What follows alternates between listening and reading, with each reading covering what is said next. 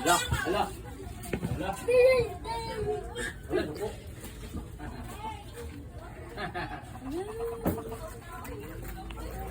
Tagay siya yung sudan, no?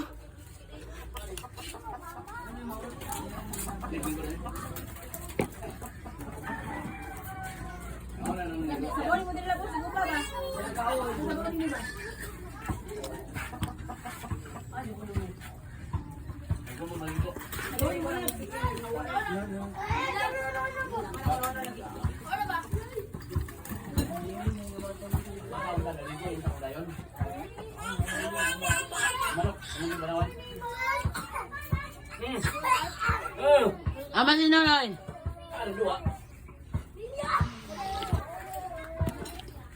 Tagay sa yung Yordel. Para sila di pansin lang na.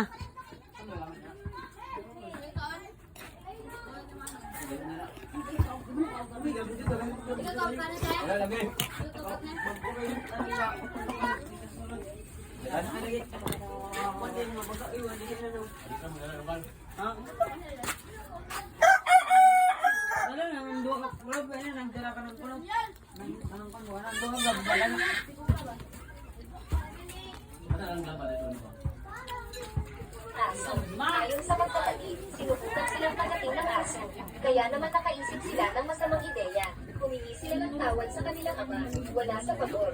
Walang magawa ang ama kundi ibaon ang aso. Kaya nakaranas ng aksidente si Lisa. Sinabi ng doktor na hindi na siya magkakaanak. Ang magkapatid na ito ay sa monasteryo pinalaki. Ang hindi inaasahan ng mag-asawa ay iyon. Simula nang ampunin ng magkapatid. Di inaasahan na muli siyang nabuntis. Di alam kung paano. Nakita ang magkapatid na nagdadasal sa lugar na inilibing ng aso. Tinatawag din sila ng mag-asawa sa ganitong asal. Ngunit mula noon, madalas nalaglag ang buhok ni Lisa. Akala ng asawa ay dahil buntis ito kaya nalalagas ang buhok. Sa hindi inaasahan, ginugit ng asawa ko ang buhok niya sa galit. Muslim, malapit na ang petsa ng Diyos niya. Ayaw niyang maapektuhan ng ibang factors pagsilang ng anak. Gayunpaman, simula noon, mas naging matapang pa ang magkapatid. Nagigising lang ng buntis. Natagpuan ang sarili na nakatabi kung kailan naguguluhan siya. Mapit ang kanyang mga ampon na may dalang gatas. Agad siyang pinainom at di naubos ang gatas. Gayunpaman, iniinom ni Lisa sa oras na ito. Hiling niya sa magkapatid na alisin. Pero ang magkapatid ay Lanong na ito yun? naglabas na siya ng siren. Sinisip ang gatas sa siren.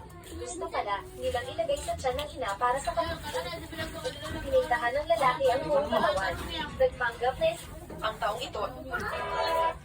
Ako, mutot kayo.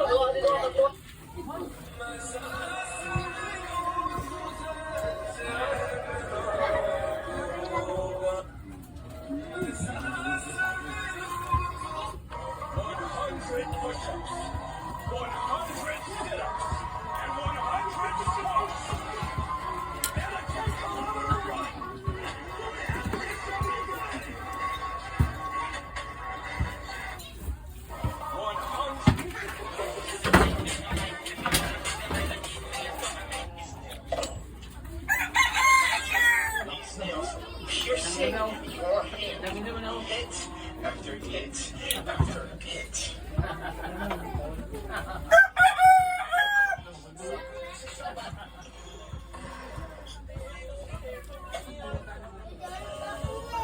Hala. Hala, hala.